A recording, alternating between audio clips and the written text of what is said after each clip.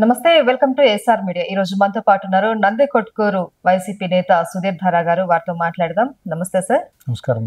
ప్రభుత్వం ఏదైనా సరే మీ మాట ఎక్కడికి పోదు. ఏంటంటే ప్రభుత్వం రాకముందు కావచ్చు, ఇప్పుడు కావచ్చు, ఎప్పుడైనా సరే సుధీర్ ధారా గారు ఒకే మాట మీద ఉంటారు. ఆయన యాక్టివిటీ ఎప్పుడు ఒకే విధంగా ఉంటుంది అనేసి మేము కూడా చూస్తూ ఉన్నాము.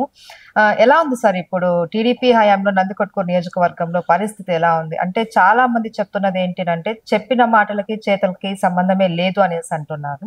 ఒక వైసీపీ నేతగా మీరు ఇప్పటివరకు ఏం అబ్జర్వ్ చేశారు? ఇప్పుడు ఎప్పుడైతే 2024 జనరల్ ఎలక్షన్స్ జరిగిన తర్వాత టీడీపీ గెలిచిందో మంచి మెజారిటీతో 164 సెంటర్స్ లో వాళ్ళకి ప్రజలు విజయాన్ని ఇచ్చారు.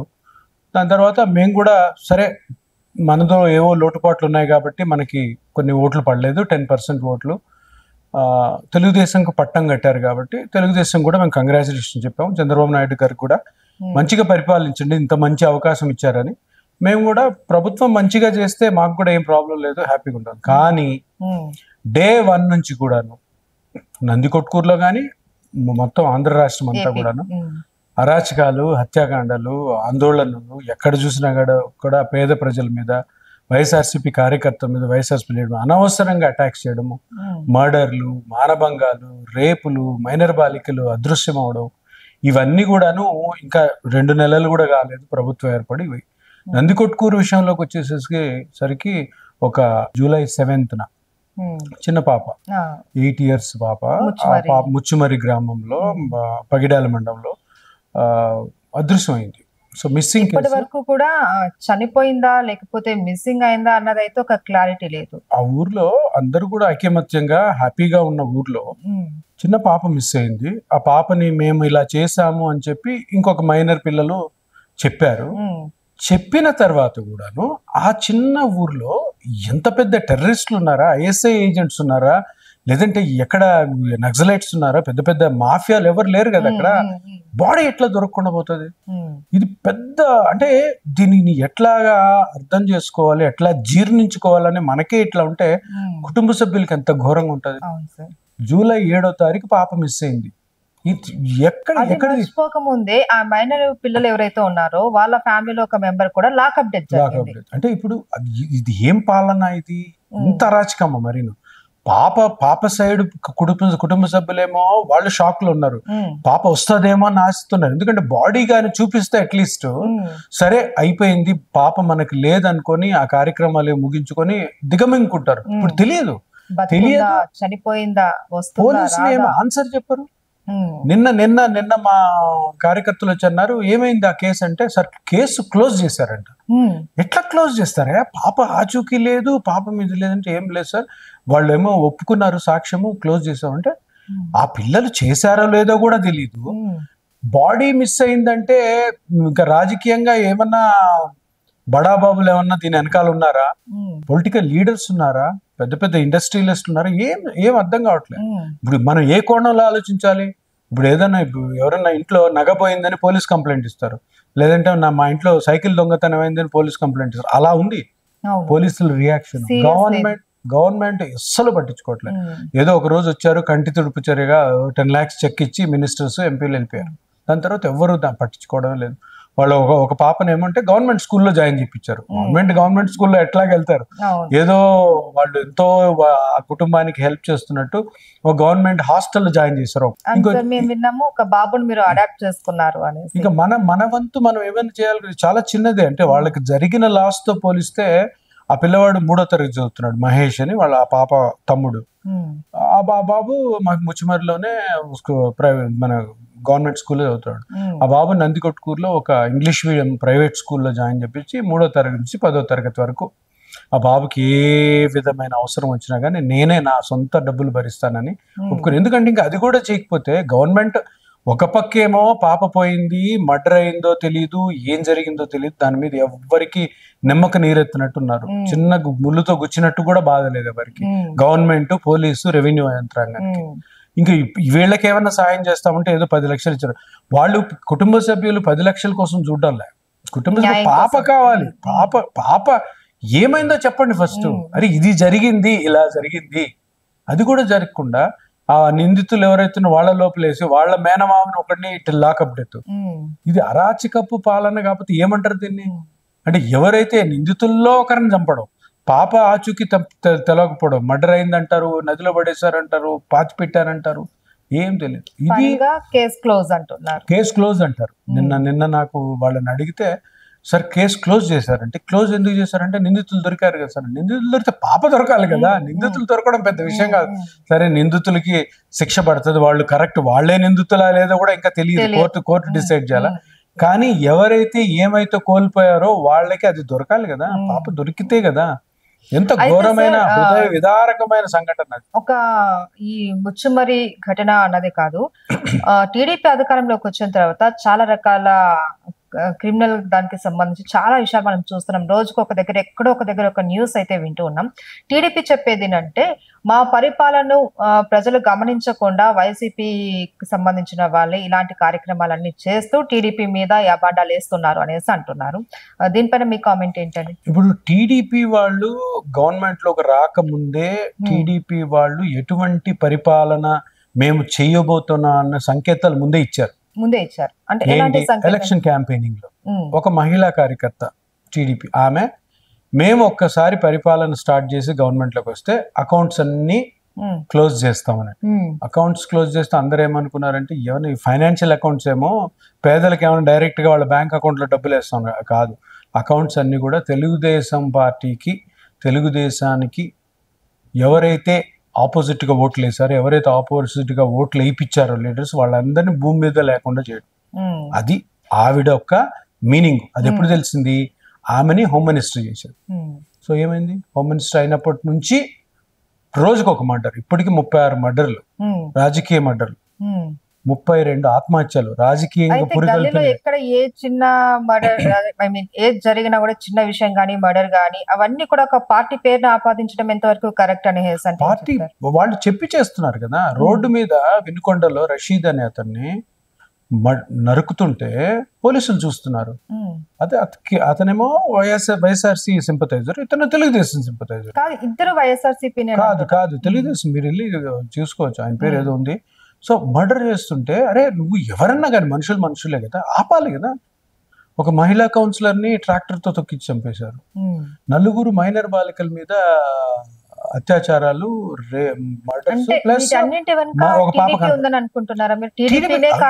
ఒక గవర్నమెంట్ రాగానే ఇంత ఘోరమైనట్టు ఇంత సంఖ్య చూడండి, 36 మర్డర్లు, 32 ఆత్మహత్యలు, 300 అటెంప్ట్ మర్డర్స్, 4000 మంది ప్రాణాలు అరిచేతులు పెట్టుకొని ఫ్యామిలీస్ అన్ని వదిలేసేసి ఊర్లు వదిలి వెళ్ళిపోయారు. అవి ఇంతకుముందు జరగలేదే, అటువంటి దాఖలాలే లేవు. అలా అంటున్నప్పుడు గవర్నమెంట్ అడగాల, ప్రతిపక్ష పార్టీని అడుగుతామా? గవర్నమెంట్ అడగాల. Government law and order maintain చేయాల్సింది ఎవరు? ఒక మర్డర్ 2 మర్డర్లు సరే అనుకోవచ్చు, రోజుకు ఒక మర్డర్. 20 నుంచి 25 మంది ఐపీఎస్ ఆఫీసర్స్ కి పోస్టింగ్స్ లేవు. ఎందుకు లేవు? వాళ్ళందరూ ఆనెస్ట్ పీపుల్, వాళ్ళు వస్తే ఇటువంటి పనులు జరగవని. ఇవన్నీ ఓపెన్ రెడ్ బుక్ అంటారు నారా లోకేష్ గారు. ఏంటి మీనింగ్ రెడ్ బుక్ అంటే? రెడ్ బుక్ అవసరం మనకి. మంచి మేనిఫెస్టో తయారు చేసి మేనిఫెస్టోలో చేయడము, మీకు ఇంత మంచి పరిపాలన ఇస్తాం, మిమ్మల్ని ఆదుకుంటాము, మీకు ఏ కష్టాలను చూస్తాం అన్నారు. కానీ రెడ్ బుక్ పెట్టుకొని రెడ్ బుక్ హోర్డింగ్ లో రెడ్ బుక్ ఎవరైనా అంటే అట్లా బ్రాండ్ ఏమంటే రెడ్ బుక్ లో ఏంటంటే రెడ్ బుక్ లో ఎవరెవరైతే పోలీస్ ఆఫీసర్ మాకు అగేన్స్ట్ చేశారో వాళ్ళంతా చూస్తామని. మరి అది ప్లస్ ఈ మహిళా కార్యకర్త చేసిన ఈ 2 స్టేట్మెంట్స్ ని మనం ఎలా తీసుకోవాలి? ముందే అది ఎలక్షన్స్ ముందే. ఇప్పుడు ఇదంతా ఘోరం జరుగుతుందని మేమంతా జంతర్ మంతర్కి వెళ్ళి జగన్మోహన్ రెడ్డి గారి ఆధ్వర్యంలో మేము ఎప్పుడైతే ఈ ధర్నా చేశామో, మళ్ళీ తర్వాత నెక్స్ట్ అసెంబ్లీ అంటే ఎందుకు అంత చిన్న విషయానికి, చిన్న విషయం 36 హత్యల్ని చిన్న విషయం అని వెళ్ళి, ఇప్పుడే కాదండి, ఇప్పుడు స్టార్ట్ అయింది ట్రైలర్ ఇది, ఇంకా 6 నెలలు ఇవే కంటిన్యూ అవుతానే ఓపెన్ గా మీడియా ముందు చెప్పడం, దాన్ని ఎట్లా అనుకోవాలా? అయితే ఇప్పుడు రాష్ట్రంలో జరుగుతున్న వాటి గురించి మనం ఢిల్లీ స్థాయికి వెళ్ళి కొట్లాడేదాన్ని ఓకే, అక్కడికి వెళ్ళి మనం అందరికీ తెలియచేయాలనుకోవడం అన్నది ఓకే, మంచి నిర్ణయం. కానీ ఇప్పుడు జరుగుతున్న సమావేశాలలో ఎందుకు ఈ గలాన్ని ఎందుకు వినిపించలేకపోతున్నారు? జగన్ ఎందుకు ఈ సమావేశాలకు ఎందుకు హాజరు కాలేకపోతున్నారు? అసెంబ్లీ సమావేశాలకి ఆయనకి రావాలంటే ఫస్ట్ బయట జరుగుతున్న ఇప్పుడు వైఎస్ఆర్సీపీ కార్యకర్తల మీద మర్డర్లు, వాళ్ళని పోయి పరామర్శించడం, వాళ్ళకి హెల్ప్ చేయడము, వాళ్ళకి ధైర్యాన్ని ఇవ్వాలి కదా. అంటే ఈ సమావేశాల తర్వాత కూడా ఉంటుంది కదా సమావేశం దానికంటే ఇప్పుడు మన ఇంట్లో ఉమ్, ఏదైనా ఫంక్షన్ ఉంటది, ఉమ్, మన బంధువు ఎవరో క్లోజ్ బంధువు ఎవరైనా చచ్చిపోతే మనం ఈ ఫంక్షన్ అటెండ్ అవుతాం, అక్కడ పరిగెత్తాం కదా, అక్కడ అవసరం ఉన్న అంటే వాళ్ళు. ఇప్పుడు ఈ విషయాన్ని టార్గెట్ చేస్తారు కదా షర్మిల కూడా. ఏంటంటే అసెంబ్లీకి వెళ్ళి నువ్వు మాట్లాడలేనప్పుడు నీకు ఎమ్మెల్యేగా ఉండే అర్హత కూడా లేదు, వెంటనే రాజీనామా చెయ్యి అనేసి అంటున్నారు. అంటే ఇలాంటి వాటిని ఎదుర్కోవాల్సిన అవసరం ఏముంది? అసెంబ్లీకి వెళ్ళి పోట్లాడొచ్చు కదా ఈ విషయాలపైన. ఇక్కడ జరగాల్సింది అంటే జనాలు అసెంబ్లీలో ఇప్పుడు నువ్వు ప్రభుత్వము వాళ్ళు ఇంటెన్షనల్ గా ఇది చేస్తున్నప్పుడు ప్రజల్లో ఉండి ఖండించాలి. అసెంబ్లీలో కూర్చొని మాట్లాడితే ఏమవుతుంది, వాళ్ళు వినరు కూడా వినరు. అందులో మా సంఖ్య 11, ఎవరు వినరు కూడా వినరు. నువ్వు వెళ్ళి వాళ్ళకి సానుభూతి చూపించడం, వాళ్ళకి కావాల్సిన అవసరం చేయడం, ఇలాంటి వాళ్ళు వచ్చి కలిస్తే అది ఇంపార్టెంట్. కానీ అసెంబ్లీలో ఎట్లాగో మాకు వాయిస్ లేదు, ఇట్లాంటి వాయిస్ లేని చోట నువ్వు కూర్చొని ఉంటే బయట జరుగుతున్న అత్యాచారాలు, హింసాకాండాలు, మర్డర్లు ఇవన్నీ ఎవరు ఆపుతారు, ఎవరు చేస్తారు? అందుకనే ఢిల్లీకి వెళ్ళి ప్రజలందరూ, అంటే దేశంలో ఉన్న ప్రజలందరికి కూడా ఈ విషయం తెలియాలి. అలా తెలిస్తే నరేంద్ర మోడీ గారు, మన ప్రెసిడెంట్ గారు కూడాను ఇన్వాల్వ్ అయ్యి దీన్ని ఆపడానికి ప్రయత్నం చేస్తారు. మిగతా పార్టీ వాళ్ళకు కూడా తెలుగుదేశం గూండాయిజము, తెలుగుదేశం రాగానే మంచి పరిపాలన చేయకపోగా ప్రజలందరినీ భయపెట్టాలని. ఇప్పుడు ఈ హింసాకాండకి, ఈ హత్యలకి, ఈ ఆత్మహత్యలు పురిగొల్పడానికి కారణం కూడా ఉంది. కారణం ఏంటి? సూపర్ 6 వాళ్ళు అమలు చేయలేకపోయారు. సూపర్ 6 సీఎంఏ చెప్పారు, ఈ సూపర్ 6 అమలు చేయడానికి నాకు భయంగా ఉంది, చెప్పాను గానీ అది అమలు చేయాలంటే నాకు చాలా భయం వేస్తుంది అనేసి అన్నారు. ఇది జరుగుతుందని మన పేద ప్రజలకి తెలియదు, మాకందరికి తెలుసు, మీ అందరికి కూడా తెలుసు. ఎందుకంటే చంద్రబాబు నాయుడు గారు మనల్ని 3 సార్లు ముఖ్యమంత్రిగా 14 సంవత్సరాలు పరిపాలించారు, అందరికి తెలిసిన విషయం. ఆయన మెంటాలిటీ మనకు తెలీదా? ఎప్పుడు కూడా ఆయన మాట మీద ఉండరు, అది ఇది చేసి మ్యానిపులేట్ చేసి సీఎం అవుతారు. చెప్పిన మేనిఫెస్టోలో ఏది చెయ్యరు, ఆయన ఎప్పుడు కూడా అన్న మాట నిలబెట్టుకోరు. ఇది అందరికి తెలిసిన విషయం. ఇది తెలిసింది ఒక నెల లోపులే అర్థమైపోయింది. ఆయన 6 ఫార్ములా ఉంది కదా, 6 ఫార్ములాలో మూడు సూత్రాలు ఏవైతే ఉన్నాయో మూడింటిని కూడా అసెంబ్లీలోనే ఓపెన్ గా మేము చేయలేము. నాదెండ్ల మనోహర్ గారు ఏమన్నారు? సిలిండర్లు ఇవ్వలేము, బస్సుది కాదు, తల్లికి వందనం అంటే 1 ఇయర్ తర్వాత చూద్దాము, దానికి ఒక రోడ్ వేయాలా, దానికి ఒక మ్యాప్ వేయాలా, సంఘాలతో డిస్కస్ చేయాలి, అప్పుడు ఇస్తాము. ఏముంది రోడ్డు మ్యాప్? 40 లక్షల మంది తల్లులు ఉన్నారు, 80 లక్షల మంది స్టూడెంట్స్ ఉన్నారు. 80 లక్షలు ఇంటూ 15,000 ఇస్తే అయిపోయి, దానికి డేటా ఎందుకు? సో లేదు. అవన్నీ ఏంటంటే పోస్ట్పోన్ చేయడం, నెక్స్ట్ ఇయర్ కూడా ఉండదు. పిల్లలకి ఈ పార్టీకి వైఎస్ జగన్మోహన్ రెడ్డి గారు ఉంటే ఎలక్షన్స్ అవ్వగానే జూన్లో అమ్మఒడి పడాలి, 15,000 ప్రతి మహిళకి, ప్రతి తల్లికి పడాలి. అది పడిపోయి ఉండేది, ఇప్పుడు వాళ్ళకి లేవు డబ్బులు. రైతు భరోసా అని 15,000 ఇస్తుంటే జగన్మోహన్ రెడ్డి గారు వైఎస్ఆర్సీపీ పార్టీ 20,000 ఉన్నారు.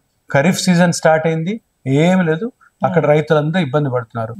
నిరుద్యోగ వృత్తి లేదు, మహిళలకి 18 ఏళ్ల తర్వాత ఏదైతే 1,500 నెలకి ఇస్తారో దాని గురించి మాటే లేదు. సో వీళ్ళు ఇప్పుడు ఆయన అసెంబ్లీలో ఏమంటారు? ఏదో పవర్ పాయింట్ ప్రజెంటేషన్ వేసి చంద్రబాబు నాయుడు గారు మేము సూపర్ 6 అమలు చేస్తామని చెప్పాం, కానీ ఈ లెక్కలు చూస్తుంటే భయం వేస్తుందంట. మీరు ఇంతకుముందు 3 సార్లు ఆంధ్రప్రదేశ్ రాష్ట్రాన్ని పరిపాలించారు, మీకు ఆంధ్రప్రదేశ్ గురించి తెలీదా? మీరు టేకప్ చేసుకున్నప్పుడు, మీరు ఎప్పుడైతే గవర్నమెంట్కి వచ్చారో 7 నుంచి 8 వేల కోట్లు ఖజానాలో ఉంది. జగన్మోహన్ రెడ్డి గారు 2019లో ఎప్పుడైతే సీఎం అయ్యారో అప్పుడు 100 కోట్లతోనే నెల తిరగకుండా మనం 2,20,000 కోట్ల రూపాయల budget, full budget state release. ఈరోజు స్టేట్ బడ్జెటే లేదు, ఓటాన్ అకౌంట్ పెడతారు. ఏమంటే 7-8 వేల కోట్లు ఉన్నా కూడాను నువ్వు బడ్జెట్ పెట్టలేదంటే నీకు చిత్తశుద్ధి లేదు.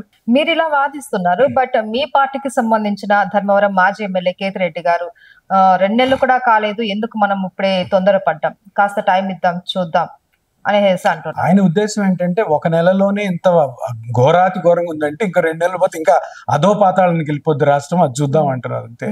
అంతేగాని వీళ్ళు ఇంప్రూవ్ అవుతారని కదా. చూడు, మా ఇప్పుడు కానీ మేనిఫెస్టో అన్నదే మనల్ని ఎలక్షన్ లో గెలిపిస్తుంది, అందరికి తెలుసు కదా. మేనిఫెస్టోలో 6లో 3 నేను చెయ్యలేను కాదు, నేను చెయ్యను అని చెప్పడాన్ని మనం ఎట్లా తీసుకోవాలి? ప్రజలు ఎట్లా తీసుకోవాలి చెప్పండి?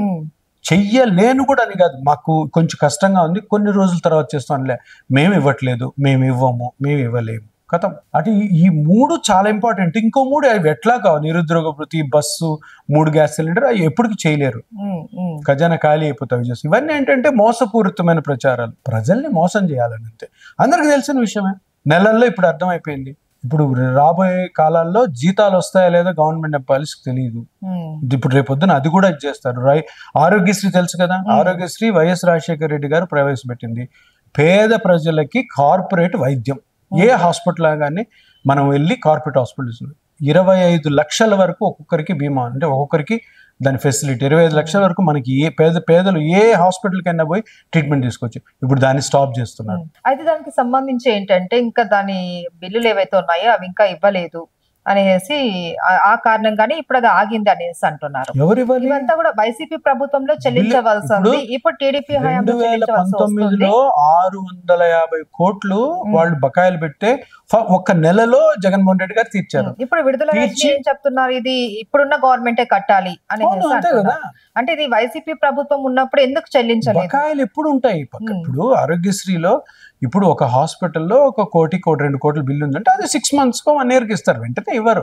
సో ఇప్పుడు మనకేమైంది, ఆ బిల్స్ ఎప్పుడైతే మనం క్లియర్ చేసే టైంకి ఇస్తామని చెప్పినప్పుడు ఎన్నికల కోడ్కి చంద్రబాబు నాయుడు గారే కంప్లైంట్ చేసి అది ఇవ్వద్దని ఆపారు. అవి అందరికి తెలుసు. కార్పొరేట్ లో ఈ చైన్ ఆఫ్ హాస్పిటల్స్ ఉన్నాయి, వాళ్ళకి తెలుసు. అప్పుడు ఎవరు చేయాలా? సరే, ఎలక్షన్ కోడ్ లో పేమెంట్స్ ఉండవు, ఎవరు గవర్నమెంట్ వచ్చిందో వాళ్ళు ఇవ్వాలా. సో ఇవ్వకపోగా ఇప్పుడు ఆయన పెమ్మసాని చంద్రశేఖర్ అంటారు ఆయుష్ భారత్ లో మనం తీసుకోవాలి 5 లక్షలు, అంటే కేంద్రం ఇచ్చిన దాంట్లోనే చేసుకోవాలి, ఆరోగ్యశ్రీలో రాదని. అది ఇంతకు ముందు 3 లక్షలు ఉన్న ఆరోగ్యశ్రీ డబ్బును 25 లక్షలు చేశారు జగన్మోహన్ రెడ్డి గారు. ప్రొసీజర్స్ 1000 చిల్లర ఉంటే 3000 చిల్లర చేశారు. ఎంత బ్యూటిఫుల్ ఆపర్చునిటీ అంటే పేద ప్రజలందరికీ మంచి హాస్పిటల్స్. సో అది కూడా పోయింది. ఇప్పుడు సూపర్ 6 పోయింది. ఆరోగ్యశ్రీ అంటే పేదలకి కామన్, అంటే మామూలుగా ఫుడ్ తర్వాత ఇచ్చేది వైద్యం, చదువు, ఫుడ్, వైద్యం. ఆ వైద్యానికే అంటే నిర్దాక్షిణ్యంగా దాన్ని తొలగించడము, నిర్దాక్షిణ్యంగా దాన్ని ఆపడము, ఆ విధమైనటువంటి ఆలోచన అనేది చాలా చాలా భయంకరము, అది ఆటవికం అనమాట. ఇప్పుడు అది ఆపాలని ట్రై చేస్తున్నారు. ఆయుష్మాన్ లో 5 లక్షలు వస్తుంది. ఆ ఆయుష్మాన్ లో ఏదైతే ఎంతమంది ఉన్నారో వాళ్ళకి తప్పితే ఆరోగ్యశ్రీ ఉండదు. ఇంత ఘోరమైన పరిపాలన చూస్తుంటేనే భయం వేస్తుంది. ఈ మిగతా 4 సంవత్సరాల 10 నెలలు ఎట్లా ఉండాలి, ప్రజలు ఎలా బతకాలి? ఒక పక్క హింసాకాండ, ఒక పక్క ఏ ఫెసిలిటీస్ లేవు, ఇంకో పక్క ఆరోగ్యం లేదు. మరి దీన్ని ఎలాగా వాళ్ళు కరెక్షన్ చేసుకుంటారు లేదా, ఇదే విధంగా అరాచకాలు నడుస్తాయో ఎవ్వరికి కూడా అర్థం కావట్లేదు. అండ్ ఇంకొక సమస్య ఇసుక దందా. వైసీపీ ప్రభుత్వంలో అప్పుడు ఇసుక దందా బాగా ఎక్కువ జరిగింది. ఫ్రీగా ఇచ్చే ఇసుకను కూడా వీళ్ళు అమ్ముకున్నారు అని చెప్పిన టీడీపీ, ఈ రోజు వైసీపీ నేతల ఆరోపణ ఏంటంటే ఆ ఇసుకను కూడా ఇప్పుడు మాఫియా రూపంలో అమ్ముకుంటున్నారు. ఫ్రీ అని చెప్పినారు కానీ దాన్ని అక్కడి నుంచి కావాల్సిన వాళ్ళకి చేరవేసేసరికి 1000 అవుతున్నాయి అనేసి అంటున్నారు. ఇది కూడా కేవలం వైసీపీ వాళ్ళ బూచి అనేసి టీడీపీ అంటుంది. ఇసుకని ఫ్రీ అని అన్నారు, ఇదొక అనౌన్స్మెంట్ ఎన్నికల ముందే. ఇప్పుడు ఒక్కొక్క టన్నుకి 1300 రూపాయలు కలెక్ట్ చేస్తున్నాం. ఒక టిప్పర్ గానీ నదిలోకి వెళ్ళి ఇసుక తీసుకుంది అనుకోండి, ఒక 18 టన్నులు పడుతుంది, దాని విలువ 32,000. ఇదే ఇసుక ఫ్రీ అంటే. ఇందులో ఇంకా పెద్ద ఘోరమైన చర్య ఏంటంటే ఆ 32,000లో 12,000 ఎమ్మెల్యేకి ఇవ్వాలంట, లోకల్ ఎమ్మెల్యేకి. అంటే మొత్తం అవినీతే, మొత్తం దోచుకోవడమే, మొత్తం బకాసురులా తినడమే. అంతే కదా, డైరెక్ట్ తెలిసిపోతుంది. మొన్న మొత్తం లిస్ట్ వచ్చింది, ఏ ఊర్లో ఒక టిప్పర్ అంటే 18 టన్నులకి ఎంత అన్నది లిస్ట్ అంతా వచ్చేసింది, బిల్స్ కూడా ఉన్నాయి దాన్ని ఫ్రీ ఎట్లా అంటారు? ఇది మోసపూరితమైన హామీ కాదా? అండ్ ఇంకొకటి, దాంట్లో కమిషన్ ఎమ్మెల్యేకి 12,000 వెళ్ళడం, దీన్ని ఎట్లా తీసుకోవాలి? ఇసుకని ఫ్రీ అని, ఇసుక ఫ్రీ అన్న దాన్ని నువ్వు ఫ్రీగా ఇవ్వాలా? ఇంకొక దీనికంటే గౌరవం ఉంది, వర్షాకాలంలో ఇసుక ఉండదు, తక్కువ అని మనము స్టాక్ యార్డ్స్ లో 80 లక్షల టన్నుల ఇసుకని జగన్మోహన్ రెడ్డి గారు తీసిపెట్టారు. అప్పుడు వాడుకుందామని. గవర్నమెంట్ లో రాగానే వీళ్ళ ఎవరైతే టీడీపీ లీడర్స్ ఉన్నారో 40 లక్షల టన్నులు మొత్తం దొమ్మి చేసేసి వెంటనే అది స్టేట్ దాటిచ్చేస్తున్నారు, తెలంగాణకి, అటు సైడ్ ఒరిస్సాకి. అట్లా ఎంత ప్లానింగ్ గా చేస్తున్న ఇసుక పాలసీని కంప్లీట్ గా తుంగలో తొక్కేసి, అంటే మీరు ఏ సెగ్మెంట్ లో తీసుకోండి, ఆ సెగ్మెంట్ లో అవినీతి ఇంతకు ముందు లేనిది, అంటే ఒక్క ఉదుటన అనమాట, ఒక పెద్ద ప్రవాహంలా వచ్చేసింది అవినీతి. జనాలు, మీరు నందికొట్కు నియోజకవర్గం పోతే ఏ ఓటర్ని అడిగారు, ఇంక్లూడింగ్ టీడీపీ ఓటర్, సార్ దీనికోసం కాదు సార్ మేము వేసింది చంద్రబాబు నాయుడు గారికి ఓటు, 2 నెలలు కూడా కాకముందే. అంతే కదా, నీకు రావాల్సింది. ఇప్పుడు ప్రతి పార్టీ వాళ్ళకి కుల, మత, వర్గ, పార్టీ విభేదాలు లేకుండా కూడాను అన్ని సంక్షేమాలు ఎవరైతే జగన్మోహన్ రెడ్డి గారు ఇచ్చారో వాళ్ళు తీసుకున్నారు. ఇప్పుడు లేవు, అమ్మఒడి లేదు, ఈ లేడీస్ కి ఇది లేదు, రైతు భరోసా రాలేదు, ఇప్పటి వరకు. విద్యా దీవెన, వసతి దీవెన ఉన్నాయి, పిల్లలకి fees reimbursement plus also hostel free, ఏమి లేవు. ఎట్లా ఎట్లా రియాక్ట్ అవుతారు? ఒక్క రోజు లేట్ అయితేనే జనాలు అల్లాడిపోతారే. ఇప్పుడు ఆరోగ్యశ్రీ దీంట్లో పడింది, వాలంటీర్స్ కి జీతాలు లేవు, వాలంటీర్స్ ఉంచుతారో లేదో తెలీదు. సచివాలయాలు అన్ని కలిపి అన్నా క్యాంటీన్ కింద చేంజ్ చేశారు. సచివాలయంలో జరగాల్సిన, సచివాలయం అంటే ఏంటి, 2000 మందికి ఒక సచివాలయం ఉంటుంది. అది ఎక్కడ ఉంటుంది? ఊర్లో ఉంటుంది. ఇంతకు ముందు మీకు బర్త్ సర్టిఫికెట్, డెత్ సర్టిఫికెట్ కావాలంటే ఇక్కడ పోవాలి, ఎంఆర్ఓ అంటే మండలం హెడ్ క్వార్టర్స్ పోవాలి. అక్కడ పోయి మనము అప్లై చేసుకుంటే వాళ్ళు ఎప్పుడో రోజుకు ఒకసారి తిరుగుతుండాలి. సచివాలయం ఎందుకు ఉండేది? నువ్వు వెళ్ళి నీ ప్రాపర్ డాక్యుమెంట్స్ అక్కడ ఇస్తే 15 రోజులు వాళ్ళు తెచ్చి మీ ఇంటికి ఇవ్వాలి. ఒక ఫోన్ చేసినా కూడా స్పందిస్తారు. జగన్మోహన్ రెడ్డి గారి పాలన అది. ఇప్పుడే ఉంది, సచివాలయం లేవు. సచివాలయ ఎంప్లాయీస్ వేరే వేరే పనులకు తింపుతున్నారు. పెన్షన్లు ఇస్తున్నా అన్నారు. ఏం చేస్తున్నారు? ఇంతమంది పెన్షన్ వాలంటీర్ తీసుకెళ్లి ఇంటికి ఇచ్చేవాడు. ఇప్పుడు ఏం చేస్తున్నారు? ఆ టీడీపీ ఇంట్లోనో, టీడీపీ కార్యకర్త ఇంట్లోనో, లేదంటే ఎక్కడ స్కూల్కి రమ్మని అక్కడ వెయిట్ చూపిస్తూ అక్కడ మళ్ళీ ఒక 500 తీసుకోవడం, ఇది లంచం. ఏ సిస్టమ్ తీసుకోండి, ఎక్కడ ఏ సిస్టమ్ లో మనకి సూపర్గా ఉంది అని ఒక్కరు తెలుగుదేశం వాళ్ళనే చెప్పానండి, ఎవరికి లేదు. అంటే ఇంకా పూర్తి పరిపాలన మొదలు అవ్వలేదని అంటారా? ఏ పరిపాలన అమ్మా? ఇప్పుడు చంద్రబాబు నాయుడు గారు ఏమైనా ఒరిస్సా నుంచో జమ్మూ కాశ్మీర్ నుంచో రాలే, ఆయన ఆంధ్రవాడే కదా. ఆయన తెలియదా 3 సార్లు చీఫ్ మినిస్టర్ ఉన్నాడు. ఏంటి ఎక్కడ చేయాలంటే, ఇప్పుడు ఎవరు కొత్త గవర్నమెంట్ అన్నా గాను కూడాను వాళ్ళకి ఐడియా ఉంటది కాబట్టి మినిమం నెసెసిటీస్ ఉంటాయి కదా, ఫుడ్, వైద్యం, చదువు, వాటికి ఇచ్చేయకూడదు. నువ్వు పెద్ద పెద్ద ప్రాజెక్టులు తీసుకురావద్దు, పెద్ద పెద్ద నువ్వు ఇరిగేషన్ ప్రాజెక్ట్స్, ఇండస్ట్రియల్ ప్రాజెక్ట్స్ అవి వద్దు, అవి నెమ్మదిగా చేసుకోండి. ఇవేంటివి కామన్ మనీ. దీని అంతటికి కారణం ఏంటంటే వాళ్ళకి చిత్తశుద్ధి లేకపోవడము, వాళ్ళు అవినీతి పరులు. కాబట్టి ఈ గవర్నమెంట్ లోకి రాగానే ఈ 5 సంవత్సరాలు ఎవరైతే అవినీతి లేక డబ్బులు లేక కటకటలాడుతున్నారో వీళ్ళందరూ కూడా జనాల మీద పడి దోచుకోవడం మొదలైంది. సో అది దీని ముఖ్య కారణం. చంద్రబాబు నాయుడు గారి పాలన ఇట్లా ఉంటది, అందరికీ తెలుసు. అయితే మోసపోయారు ఈసారి, ఇంకా నుంచి మోసపోరు, ఇంకెవ్వరు మోసపోరు. ఎందుకంటే ఇది 4వ సారి ఆయన ముఖ్యమంత్రిగా రావడం. 19 సంవత్సరాలు అవుతుంది ఆయన చేసి. సో ఆయన టీం మొత్తం కూడా ఎటువంటి వాళ్ళు అందరికి తెలిసిపోయింది. ఇది లాస్ట్ టైం ఆయనకి. దీని తర్వాత ఆయన ఎప్పుడు రావడం అంటూ ఉండదు. అయితే కూటమి విషయానికి వద్దాం సార్. ఎప్పుడు కూడా చంద్రబాబు ఒంటరిగా సీఎం అయిన దాఖలాలు అయితే లేవు. ఎప్పుడు ఏదో ఒక పార్టీని కలుపుకొని పోవడం. అయితే ఈసారి త్రిముఖ కూటమి అన్నమాట ఇది.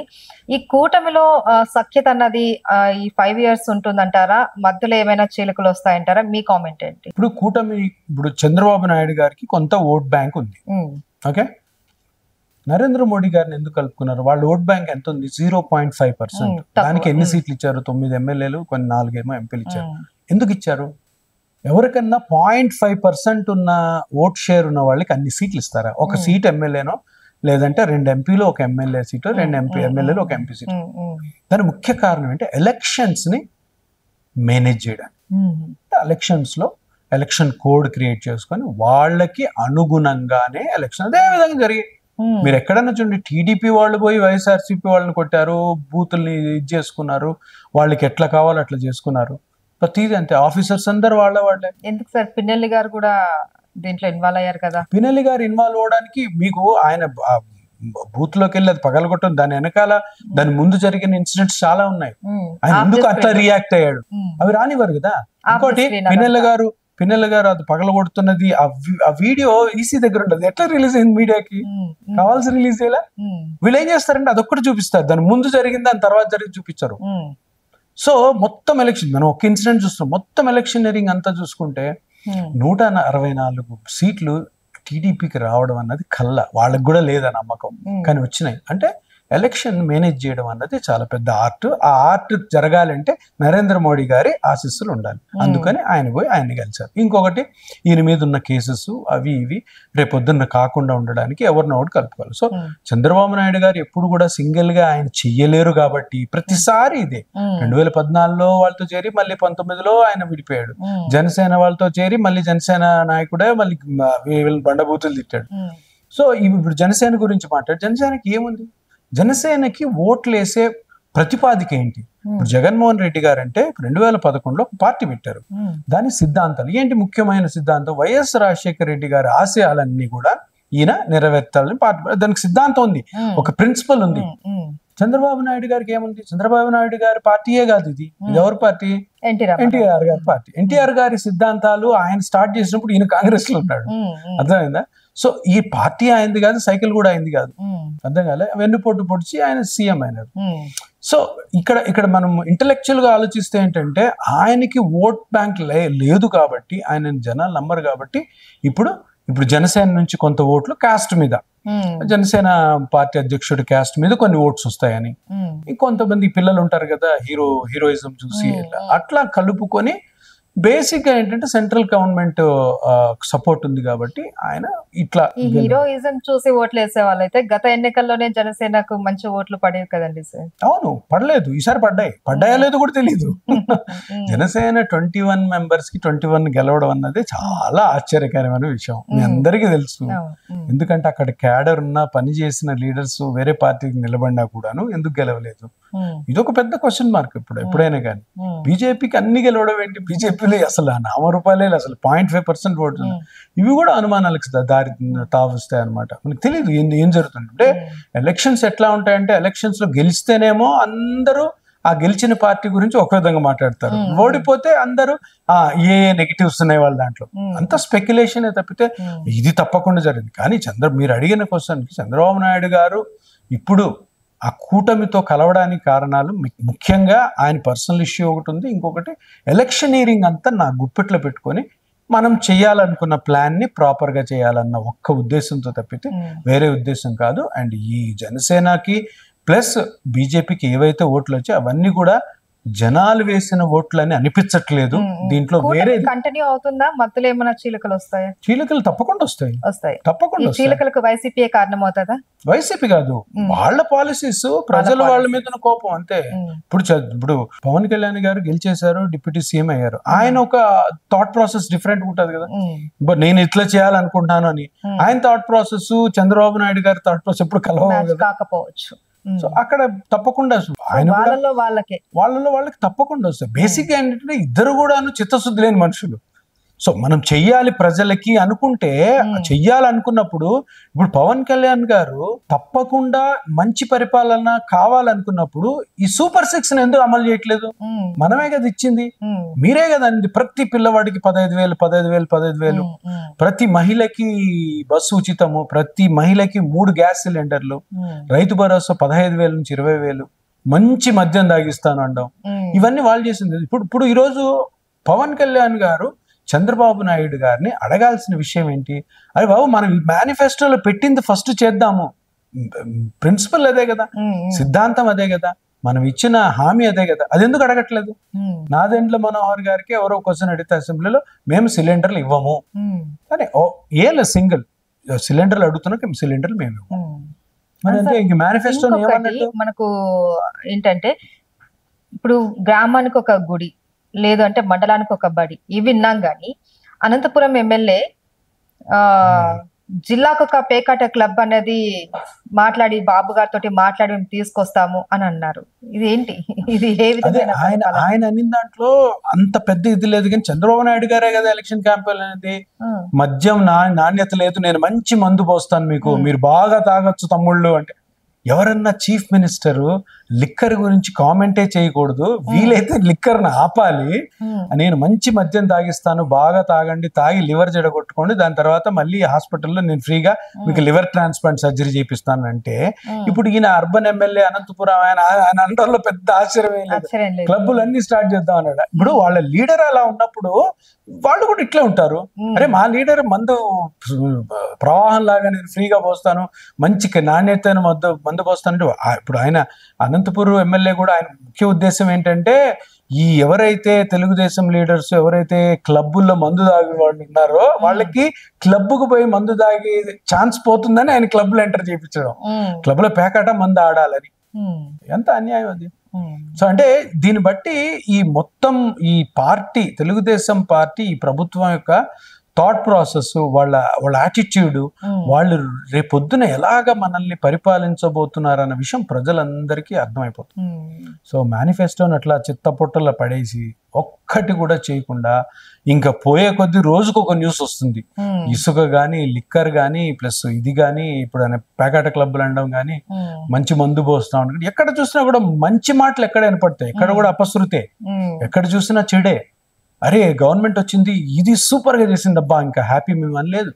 వైఎస్ జగన్మోహన్ రెడ్డి గారు డే 1 నుంచి కూడా సంక్షేమం, డే 1 నుంచి కూడా నాడు నేడు కింద schools reformation, English medium schools Ammavodi కింద 15,000, చేయూత కింద ఆసరా, అవన్నీ ఎవరైతే చంద్రబాబు నాయుడు కాలంలో చేసిన అప్పులు మొత్తము మాఫీ చేయడము, ఐబీ కరికులము, ప్లస్ ఎవ్రీథింగ్. అంటే స్టూడెంట్స్ కి, వైద్యానికి నేను చెప్పినట్టు ఆరోగ్యశ్రీ 25 lakhs చేయడం. ఇంకోటి ఆరోగ్య ఆసరా అని ఒకటి ఉంది, ఆరోగ్య భరోసా అని ఒకటి ఉంది, ఆరోగ్య సురక్ష. ఆసరా అంటే ఏంటంటే అది కూడా ఎవరు చేయలేదు ఎంతమంది. మీకు ఆరోగ్యశ్రీ కింద ట్రీట్మెంట్ అవుతుంది. ట్రీట్మెంట్ ఇంటికి వెళ్ళిన తర్వాత మీరు కంప్లీట్ గా రికవర్ అయ్యే వరకు రోజుకు 225 రూపాయలు, నెలకి 5,000 రూపాయలు రికవర్ అయ్యే వరకు ఎవరు ఇస్తారండి? ట్రీట్మెంటే ఇవ్వరు మామూలుగా వేరే ప్రభుత్వాలు.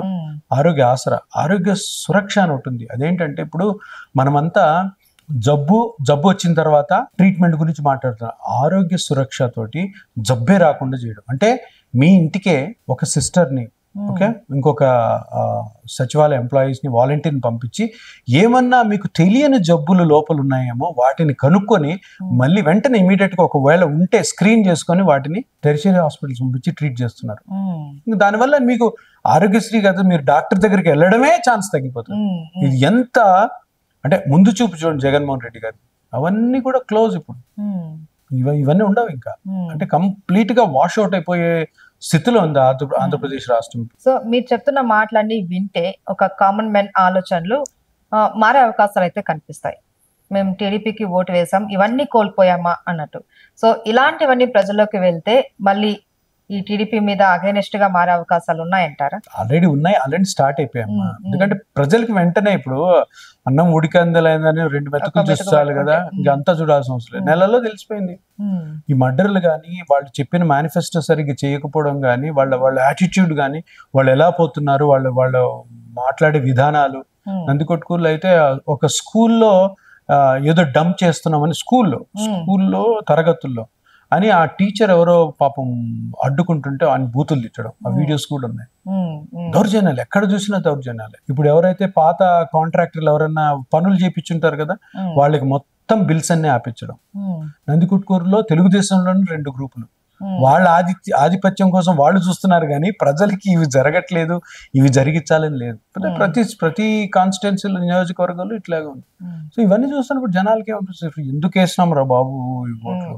ఇప్పుడు కూడా అంటున్నారు, మేము ఎప్పుడైనా వెళ్తే ఊర్లోకి అప్పుడు అన్నారు, సార్ మేము తెలుగుదేశం వాళ్ళ లీడర్స్ తప్పు అయిపోయింది సార్, ఇంకా మేము చేయకూడని చేశాము. దీనికి ముఖ్య కారణం ఏంటంటే 1 year ముందు నుంచి కూడాను, ఎలక్షన్స్ ముందు 1 year ముందు నుంచి కూడాను ప్రతి గ్రామంలో ఒక పెద్ద పర్మనెంట్ ఒక హోర్డింగ్ పెట్టారు, సూపర్ 6 ఫార్ములాది, పెద్దది అనమాట, బొమ్మలతో. సో ఇప్పుడు పొలానికి వెళ్ళే వ్యవసాయ కూలీ కానీ, రోజు బిజినెస్కి వెళ్ళేవాడు కానీ, స్కూల్కి వెళ్ళే పిల్లోడు కానీ, ఉద్యోగస్తులు కానీ వెళ్ళడం రావడం చూస్తూ ఉండడం, చూస్తుంటే 1 year నుంచి రికలెక్ట్ అవుతానే ఉంటది కదా. దాంతో ఏమైంది, అరే ఇంత బాగా చేస్తున్నారు జగన్మోహన్ రెడ్డి గారు చేస్తున్నారు, దానికి 3 ఇంతలు 4 ఇంతలు ఉందని ఓటేశారు. ఏమైంది, పంగనామాలు. అయితే మీరు ఒక వైసీపీ నేతగా కాకుండా ఒక ప్రజా నేతగా ఇప్పటి గవర్నమెంట్ కు మీరు ఏమైనా సలహాలు, సూచనలు ఏమైనా చెప్పాలంటే ఏం చెప్తారు? ఫస్ట్ ఆఫ్ ఆల్ వాళ్ళు మనసారా కూర్చొని వాళ్ళకి వాళ్ళు ప్రశ్న వేసుకోవాలి, అరే మనం కరెక్ట్ గానే చేస్తున్నామా, మనకి ఇంత మెజారిటీ ఇచ్చి గెలిపించిన ప్రజలకి మనం ఏం చేస్తున్నాం, వాళ్ళకి వాళ్ళు ఆ క్వశ్చన్ వేసుకోవాలి. ఎందుకంటే ఎప్పుడైతే మీకు మీరు ఎక్స్ప్లోర్ చేసుకుంటే ప్రజలకి ఏం చేయాలో అర్థమవుతుంది. అది ఎప్పటికీ తెలుగుదేశం పార్టీలో ఉండదు. ఎందుకంటే ఆ నేతలందరూ కూడాను స్వార్థము, కుల రాజకీయాలతోటి ప్రజలని ఎట్లా మోసం చేసి మళ్ళీ రావాలి అన్నయ్య చూస్తారు. కానీ వాళ్ళు ఎప్పుడైనా వాళ్ళ ఇంటర్నల్ మీటింగ్స్ జరుగుతుంటాయి, వాళ్ళ ఇంటర్నల్ మీటింగ్స్ లో మాట్లాడేదంతా లీడర్స్ అంతే, మీరు ప్రజలకి ఏదో చేయాలని అనుకోకండి, మీరు డబ్బు సంపాదించుకోండి, మళ్ళీ గెలవండి, ఇదే ఉంటది. కానీ మనము తప్పకుండా చెప్పాలి, మీరు ఇట్లా కానీ ఇదే విధమైన పందాలో కానీ మీరు రాజకీయం నడిపిస్తే, పరిపాలన నడిపిస్తే చాలా తొందరగా ప్రజల నుంచి రెవల్యూషన్, విప్లవాత్మకమైనటువంటి రియాక్షన్ చూస్తారు. అది చూసినప్పుడు తప్పకుండా మీరు చాలా డ్యామేజ్ జరుగుతుంది పార్టీకి. తప్పకుండా మీరు ఒకసారి మిమ్మల్ని మీరు అనలైజ్ చేసుకొని, మిమ్మల్ని మీరు క్వశ్చన్ చేసుకొని మారాలి. మొత్తం సిస్టమ్ అంతా మారాలి. మీ మినిస్టర్స్ అందరు బాగా పనిచేయాలి. ప్లస్ ఆల్సో ప్రజలకు ఏం కావాలి, ప్రజలు ప్రొటెక్ట్ చేసుకోవాలి ఫస్ట్. సో మినిమం థింగ్స్ కి తప్పకుండా మీ మేనిఫెస్టోలో ఉన్నవన్నీ కూడా మీరు చేయాలి. ఇది డిమాండ్.